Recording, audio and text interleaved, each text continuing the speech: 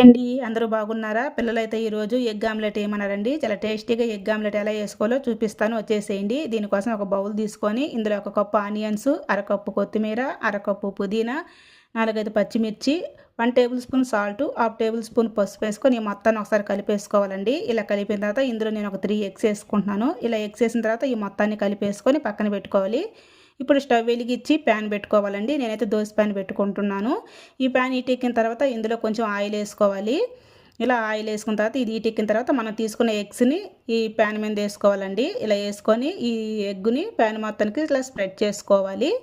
ఇలా చేసుకున్న తర్వాత దీనిపైన కొంచెం ఆయిల్ అప్లై చేసుకొని తర్వాత మిరియాల పొడి చల్లుకోవాలండి. ఇలా మిరియాల పొడి వేసుకోవటం వల్ల ఆమ్లెట్ చాలా టేస్టీగా అనిపిస్తుంది.